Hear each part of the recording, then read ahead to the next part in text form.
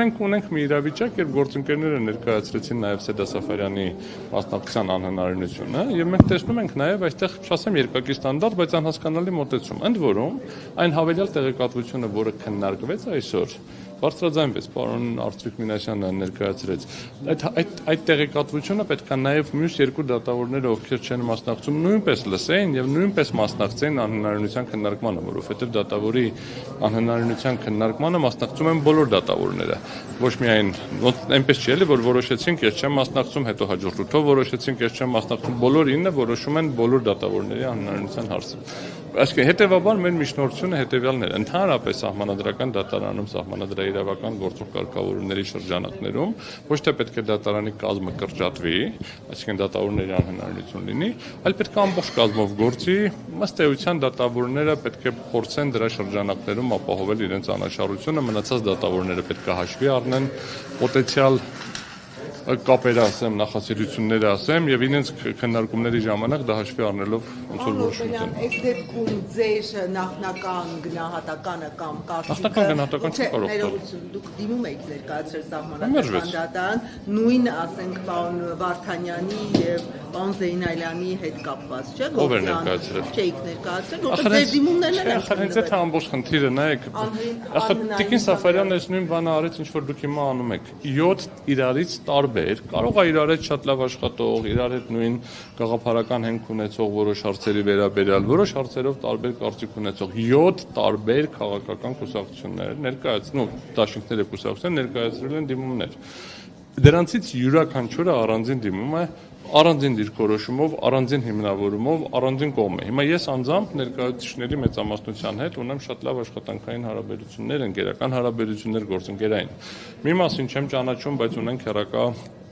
հարգանքի պարոն Վարդանյանի եւ պարոն Զեյնալյանի մասին դեր նախնական դիրքորոշման մասին։ Դուք չեք ունեցել այդպիսի դիրքորոշում։ Դա խնդրից եմ ասում, ասում չկա, պետք է մի բան հարց տալուց, երբ որ դուք հարց եք տալիս եւ այդ հարցի մեջ պնդում եք, դա ներառում։ Ճիշտ կլինի միջև էլ ճշտել։ Առաջին հարցը կլիներ, ներկայացրել եք արդյոք դիրքորոշում, որ պետք է անհնարին լինի։ Ես ասում եմ, ոչ, չենք ներկայացրել։ Ոչ մեկը չի ներկայացրել իրենց անհնարինության մասով։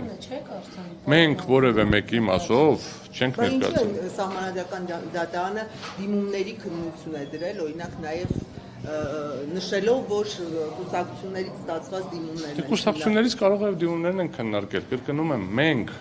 ես, Արամ Օրբելյանը, փաստաբան, իմ գործընկերը Վահեն Գրիգորյան, հա, իրավաբան, Էլինա Վարդանյան իրավաբան չենք ներկայացրել։ Բարգավաճ Հայաստան կուսակցության անունից որևէ այլ անձ նույնպես չի ներկայացրել։ Խնդիրը կրկնում եմ նրանում չի, որ մենք գտնում ենք կա անաչառություն, թե չկա անաչառություն։ Խնդիրը նրանում չի, որ մենք գիտենք, որ կա որոշակի աֆիլիացիա, հա, այսինքն Վլադիմիր Վարդանյան եղել է ԿՊ ցուցակի այն պրայմերից որանցային կազմում ցուցակի մեջ անցել է։ Մենք գիտենք, որ Զեյնալյան Արտակը եղել է,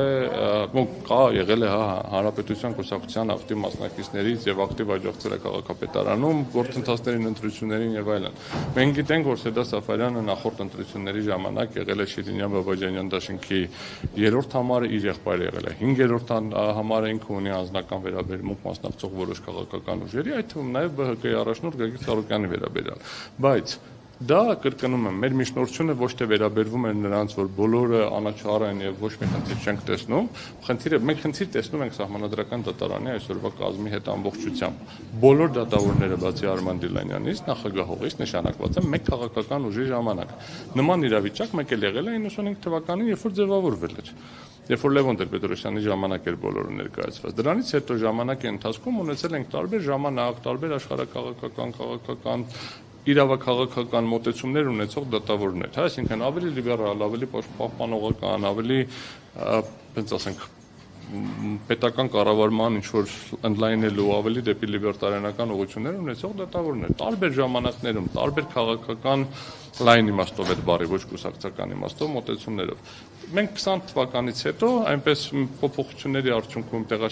իրականացված գործընթացի արդյունքում բոլոր դատավորները կրկնում են բացի Արման Դիլյանից նշանակված է մի քաղաքական ուժի կողմից։ Եվ այստեղ մենք տեսնում ենք խնդիր, բայց ինչ, հիմա մենք ասենք դատավորներ չմնան, որովհետև 5 ձայնա պետք որոշում ընդունելու համար, դե բերեք մի հոգով թող քննարկի, պարոն Դիլանյանը։ Այդ արդյունքում մենք չենք ունենա որոշում։ Եթե չունեցանք որոշում, դա ակնհայտորեն ավելի վատ է, քան թե այդ որոշում ունենանք, որը փոքր շանս կա, որ անաչառ որոշում կլինի։ Մանավանդ, որ մեր դիմումը ունի շատ պարզ մաթեմատիկական բանաձև, այսինքն դա եւ ազդեցությունն է շատ հստակ,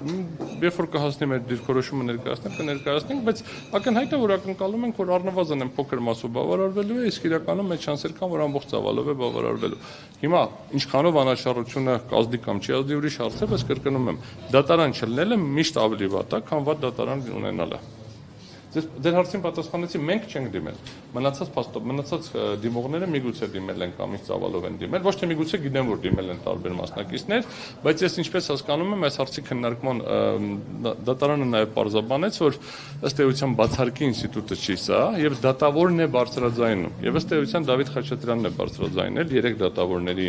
մասնակցության անհնարինության հարցը, ինչպես պարզաբանվեց, բարձրաձայնել է Արտակ Զենալյանի, Վլադիմիր Վարդանյանի եւ Սեդա Սաֆարյանի մասնակցության անհնարինությունը, դրել քվեարկել են ինչ-որ հանգամանքներ հաշվի առնելով, ինչ-որ հանգամանքներ այսօր բարձրաձայնեցին, որոնք նախկինում տեղյակ չէին եւ հաշվի չէին առել, եւ դրանից հետո 2 հոգին քվեարկեցին, 2-ի անհնարինությունը քվեարկվել է, ստացել է համապատասխան ձայներ, 3-ինը չէ։ Ընդ որում մենք ես ինչպես նշեցի, որոշակի հանգամանքներ այսօր էին բարձրաձայնվել եւ այսօր այդ բարձրաձայնված հանգամանքների հաշվառմամբ պետք է նաեւ ողջել արդյոք այն 2 դատավորները, ում մասնակցությունը անհնարին է, իրենք տեսնում են արդյոք Սեդա Սաֆարյանի անհնարինության հարց, որպեսզի բարձրաձայնեն եւ քննարկվի։ Ուրիշ հարցեր։ Պարոն Սուդյանը խոսեց այն մասին, որ Սեդա Սաֆարյանի նախկիններին վերադարձ չլինելու։ Դուք որպես կողմ ծանոթ եք այդ հայտարարությանը, թե ոչ, եւ ինչպես եք ընկալում Սաֆարյանի այս հայտարարությունը։ Տիկին Սաֆարյանը ունի ընդգծված անձնական բացասական վերաբերմունք, տվյալ դեպքում իմ կողմից ներկայացվող ՎՀԿ-ի առնվազն Գագիկ Ծառուկյանի վերաբերյալ։ Ես նախկինում կամ այ որ ինքը փաստաբանական գործունեություն էր, փաստաբանական դիմացի կողմեր ենք նաև մարտի 1-ի գործով, բացի նրանից, որ ունենք հակադրվող կողմերի ներկայացություն, ես կարող եմ պնդել, որ իր պնդումներում կա որոշակի անձնական վերաբերմունք նաև Հայաստան դաշինքի առաջնորդ Ռոբերտ Քոչարյանի մասով։ Ընդ որում դա ոչ միայն փաստաբանական գործունեության ծավալներից է բխում, դա բխում է նաև ոնց էր կոչվում փաստահավաք խմբի շրջանակներում իրականացված գործունեությունից, բայց ես մեր այսօրվա միջնորդությունը կրկնում եմ, դրան չէր վերաբերվում։ Մենք ամենամեծ խնդիրը ես այս process-ի մեջ տեսնում եմ ոչ թե անձանց հետ կապված, այլ եթե մենք տենց ամբողջական ենք նայում, այլ այն, որ ինքը եղել է պատգամավորի տեխնացու, մի քաղաքական ուժի, ով այսօր դիմումատու է։